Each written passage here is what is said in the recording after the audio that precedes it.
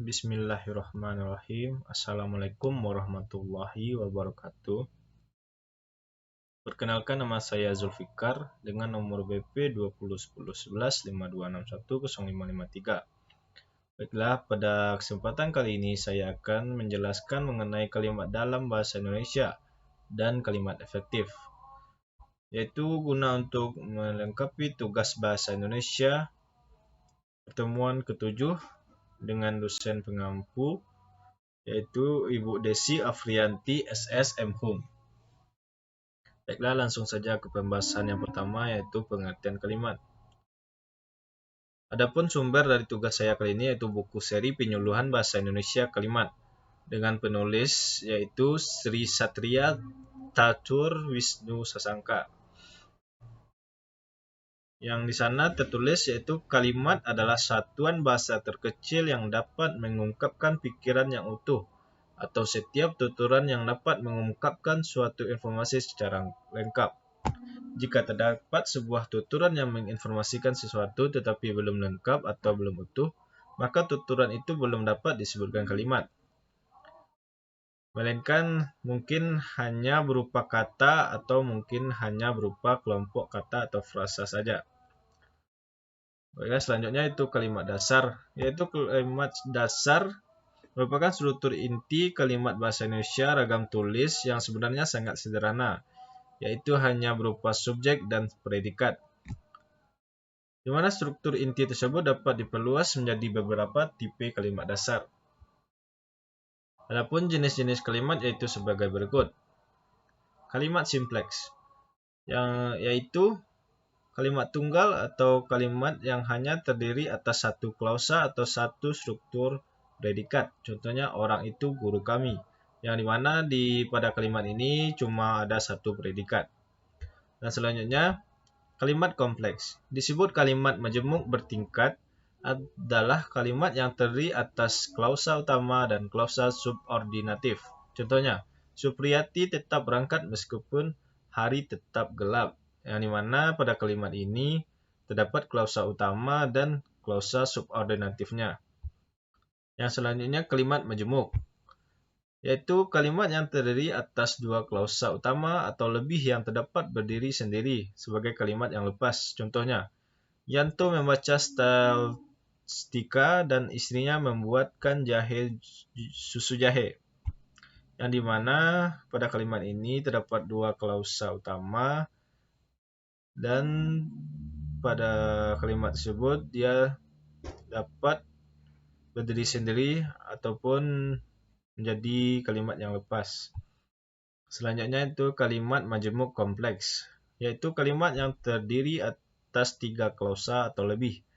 Dua di antaranya klausa dalam kalimat majemuk ini merupakan klausa utama, sedangkan klausa yang lain merupakan klausa subordinatif yang berfungsi sebagai memperluas salah satu atau kedua fungsi dalam klausa utama. Contohnya, ayah sedang melukis dan adik sedang belajar ketika kebakaran itu terjadi.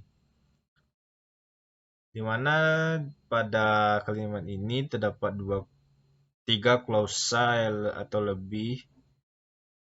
Terdapat tiga klausa, yaitu yang dua yaitu klausa utama, sedangkan klausa satu lagi yaitu klausa subordinatif, di mana dia akan memperjelas atau memperluas salah satu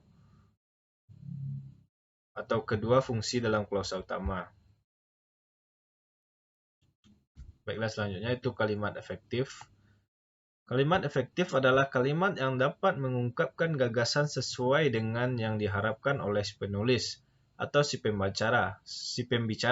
Artinya, kalimat yang dipilih penulis atau pembicara harus dapat digunakan untuk mengungkapkan gagasan, maksud atau informasi kepada orang lain secara lugas sehingga gagasan itu dipahami secara sama oleh pembaca ataupun pendengarnya. Selanjutnya itu syarat dari kalimat efektif. Adapun sebagai berikut. Yang pertama, kelugasan. Kelugasan dalam kalimat efektif mensyaratkan bahwa informasi yang akan disampaikan dalam kalimat itu ialah yang pokok-pokok saja, yang perlu-perlu atau yang penting-penting saja. Tidak boleh berbelit-belit, tetapi disampaikan secara sederhana. Contohnya, terus Terus meningkatnya permintaan terhadap produk kertas maupun memaksa industri kertas menambah produksinya dan lebih meningkatkan mutu kertas itu sendiri. Di mana pada kalimat ini tidak berbelit-belit langsung dengan tujuan dari kalimat tersebut. Selanjutnya itu ketepatan. Dalam kalimat efektif mensyaratkan bahwa informasi yang akan disampaikan dalam kalimat itu harus jitu atau kena benar sesuai dengan sasaran sehingga dibutuhkan ketelitian. Contohnya, rumah seniman yang antik itu dijual dengan harga murah. Pada kalimat ini menunjukkan ketepatan dalam kalimatnya yang sesuai dengan sasaran tujuan kalimatnya. Selanjutnya itu kejelasan dalam kalimat efektif, mensyaratkan bahwa kalimat itu harus jelas strukturnya dan lengkap unsur-unsurnya. Di mana kalimat yang jelas strukturnya memudahkan orang memahami makna yang terkandung di dalamnya, tetapi ketidakjelasan struktur bisa jadi menimbulkan kebingungan orang yang memahami makna yang terkandung di dalamnya. Contohnya, berdasarkan analisis kapasitas produksi yang telah dilakukan, dapat diketahui bahwa dalam menjalankan promosi memiliki pengaruh terhadap penjualan. Di mana pada kalimat ini tidak terdapat keambiguan, melainkan jelas dalam menyampaikan maksudnya gitu. Selanjutnya yaitu kehematan. Dalam kalimat efektif mensyaratkan bahwa informasi yang akan disampaikan dalam kalimat itu harus cerdas, tidak boros, dan perlu kehati-hatian. Untuk itu perlu dihindari bentuk-bentuk yang bersinonim. Contohnya, pemberian penghargaan dapat diberikan dalam bentuk tanda jasa, kenaikan pangkat istimewa, uang piagam, dan atau bentuk penghargaan lain. Di mana pada contoh kalimat ini menunjukkan penghematan kata yang dipilih oleh si penulis. Selanjutnya itu kesejajaran. Dalam kalimat efektif mensyaratkan bahwa bentuk dan struktur yang digunakan dalam kalimat efektif harus paralel, sama atau sederajat. Contohnya, buku itu dibuat oleh Badan Bahasa dan Gramedia yang menerbitkannya. Di mana pada contoh kalimat ini menjelaskan atau menunjukkan kesejajaran dari kalimat yang dibuat si penulisnya.